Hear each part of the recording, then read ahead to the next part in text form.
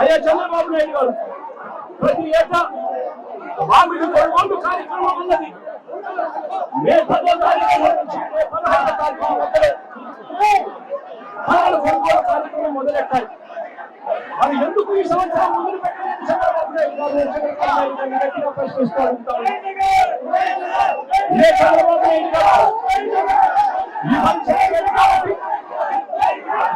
రైతులు పండించిన పంటంతా కూడా జూన్ 2వ వారం జూన్ 3వ వారంలో వస్తే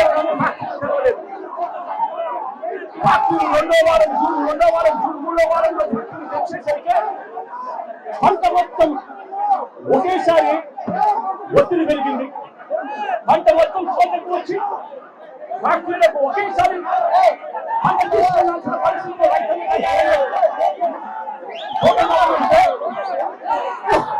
పంట కుండిపోయే పరిస్థితి కనిపిస్తా ఉంది.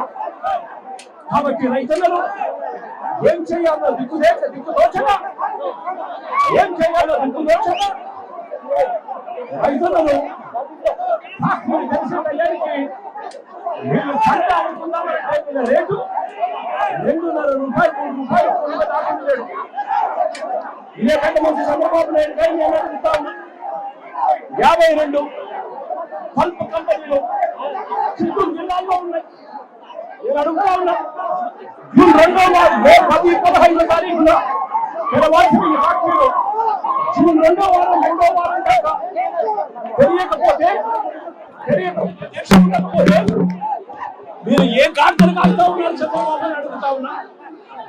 నేను ఇదే చంద్రబాబు నాయుడు గారిని అడుగుతా ఉన్నా, ఎంతమంది రైతులకు ఈ ఫ్యాక్టరీలు 8 రూపాయలు మీరు చెప్పినట్టుగా ఎంతమంది రైతులకు ఈ ఫ్యాక్టరీలు కిలో 8 రూపాయలు వచ్చి కొనుగోలు చేశారు అని అడుగుతా ఉన్నా.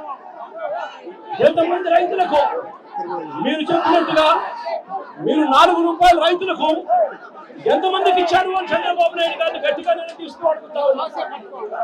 అయ్యా చంద్రబాబు, మీ పుణ్యాన పరిస్థితి ఏమిటి అంటే ఈరోజు రైతులకే ఒక్కరికి కూడా గిట్టుబాటు ధర రాని పరిస్థితి.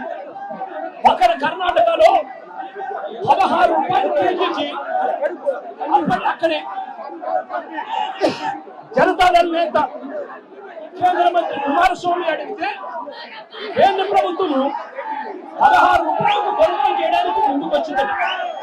ఈ 16 రూపాయలు కూడా కేంద్ర ప్రభుత్వం కొనుగోలు చేయడానికి ముందుకు వచ్చింది కూడా మంచి రేటని కాదు,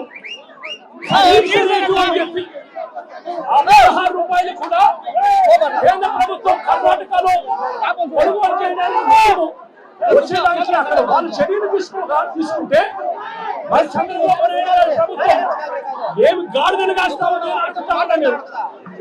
ఇదే చంద్రబాబు నాయుడు గారు గట్టిగా ప్రశ్నిస్తూ అడుగుతా ఉన్నా, జిల్లాలో 6,45,000 టన్నులు 6,45,000 మెట్రిక్ టన్నులు దిగుబడి వస్తుంది. 2,20,000 ఎకరాలలో పంట పండుతుంది.